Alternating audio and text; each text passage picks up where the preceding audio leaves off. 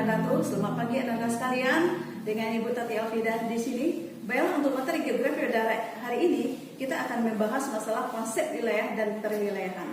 Sekarang tolong Anda amati ada 3 peta yang ada di depan ini. Nah, 2 peta merupakan peta dunia dan 1 peta merupakan peta Indonesia. Nah, apakah ini yang dikatakan dengan wilayah? Nah, untuk itu mari kita bahas apa itu wilayah. Wilayah atau disebut juga dengan region adalah sebagian atau ruang di permukaan bumi yang memiliki karakteristik tertentu sehingga dapat membedakan antara satu tempat dengan tempat yang lain. Contoh misalnya wilayah pertanian, wilayah iklim tropis, wilayah pegunungan, wilayah pantai dan segala macamnya. Kemudian wilayah atau region tadi pada awalnya wilayah hanya terdiri atas 2, yaitu wilayah alamiah atau disebut juga dengan natural region dan wilayah yang didasarkan pada kenampakan tunggal atau disebut juga dengan single region seperti kenampakan iklim, vegetasi dan segala macamnya. Perkembangan selanjutnya adalah wilayah dapat dibedakan menjadi wilayah seragam atau uniform region atau wilayah formal region dan wilayah nodus atau disebut juga dengan nodal region atau functional region. Nah, jadi wilayah itu dibedakan atas 2, wilayah formal dan wilayah fungsional. Wilayah formal disebut juga dengan formal region, yaitu suatu wilayah geografis yang memiliki keseragaman atau kesamaan dalam kriteria tertentu, baik itu secara sosial maupun secara fisik. Secara sosial misalnya pemukiman, ya, kesamaan dari kepadatan penduduk, kesamaan dari pertumbuhan ekonomi dan segala macamnya. Sedangkan dari segi fisik adanya kesamaan iklim, kesamaan topografi dan kesamaan dari vegetasi alamnya. Kemudian yang kedua, functional region atau wilayah fungsional. Wilayah fungsional itu adalah suatu wilayah geografis di permukaan bumi yang heterogen, artinya serbaneka, ya, yang mana di dalamnya kegiatannya diatur oleh beberapa pusat kegiatan yang saling berhubungan secara fungsional dengan garis melingkar dan jalur-jalur perhubungan. Contoh misalnya daerah Jabodetabek, Jakarta, Bogor, Tangerang, dan Bekasi. Kemudian Anda perhatikan kedua peta ini. Di sini ada peta fungsional dan ada peta wilayah formal. Nah, ada peta Jabodetabek, ini termasuk kepada wilayah fungsional dengan kepadatan transportasinya yang kuat atau erat, ya. Sedangkan wilayah formal itu kenampakan dunia secara umum misalnya. Nah,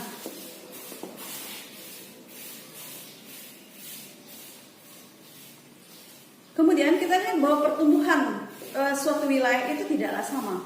Ada yang daerah itu pertumbuhannya cepat dan ada daerah itu yang pertumbuhan lambat. Nah, kemudian apa saja yang mempengaruhi pertumbuhan wilayah itu? Itu tergantung daripada beberapa hal, yaitu sumber daya alamnya, sumber daya manusianya, ekonomi penduduknya, juga jaringan transportasi dan telekomunikasi. Kemudian teori-teori interaksi itu dapat dibedakan atas 3. Nah, pada pertemuan ini kita bahas dua, yaitu yang pertama teori kekuatan interaksi atau disebut juga dengan teori gravitasi.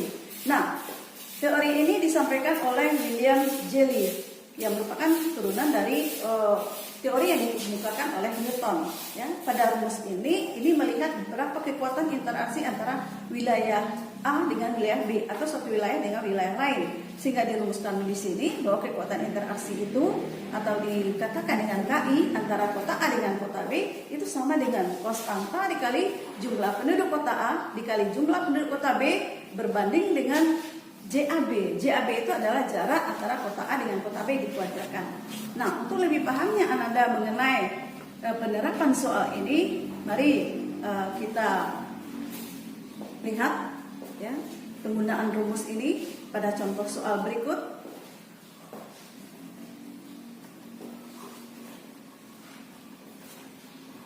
Nah, diketahui misalnya jumlah penduduk kota A 4.500 orang. Jumlah penduduk kota B 2.250 orang. Jumlah penduduk kota C 1.400 orang. Jarak antara kota A ke kota B 70 km. Sedangkan jarak kota B ke kota C 80 km. Ditanya, A, berapa kekuatan interaksi antara kota A dan kota B? Dan B, berapa kekuatan interaksi antara kota B dan kota C? Nah, untuk menyelesaikan soal ini kita substitusikan ke dalam rumus kekuatan interaksi tadi.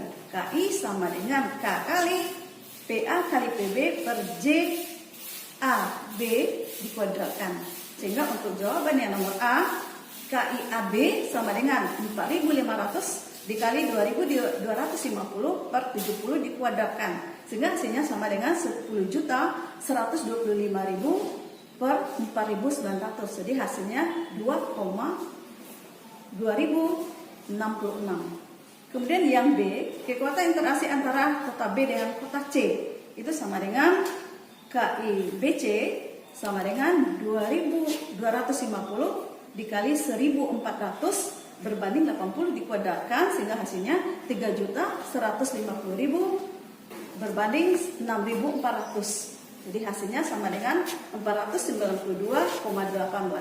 Nah, kalau kita lihat kekuatan interaksi keduanya ini, ya lebih besar kekuatan interaksi dari A ke B dibandingkan dari B ke C.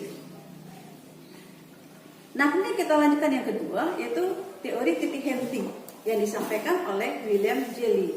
Nah, kekuatan teori titik henti ini adalah untuk menentukan di mana titik hentinya interaksi antara dua daerah. Ini biasanya digunakan untuk mendirikan fasilitas umum, apakah itu pasar misalnya, atau mendirikan puskesmas misalnya. Nah, di mana titik henti dari kedua interaksi kota A dan kota B, atau kedua kota yang akan kita cari titik hentinya. Nah, maka disitulah fasilitas umum itu akan didirikan. Nah, sesuai dengan rumus bahwa THAB sama dengan JAB per 1 plus akar PA per PB, dengan TH merupakan titik henti dari kota A ke kota B, JAB adalah jarak kota A ke kota B, kemudian PA adalah jumlah penduduk kota A, dan PB merupakan jumlah penduduk kota B. Kemudian dalam penentuan rumus akar PA per PB ini kita mengacu kepada apabila PA A itu nilainya lebih besar dari B, maka rumus itu akan menjadi PA per PB. Tetapi apabila penduduk kota B lebih besar jumlahnya dibandingkan penduduk kota A, maka rumusnya menjadi akar PB per PA.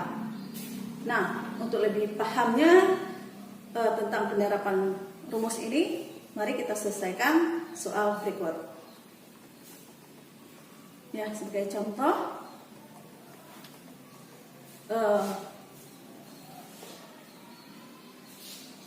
jumlah penduduk wilayah A diketahui 2.000 jiwa dan jumlah penduduk B diketahui 50.000 jiwa. Sedangkan jarak antara kota A ke kota B 65 km. Dari data tersebut kita hitung berapa titik hentinya. Nah, kita substitusikan ke dalam rumus titik henti tadi. THAB sama dengan JAB per 1 plus akar PB per PA.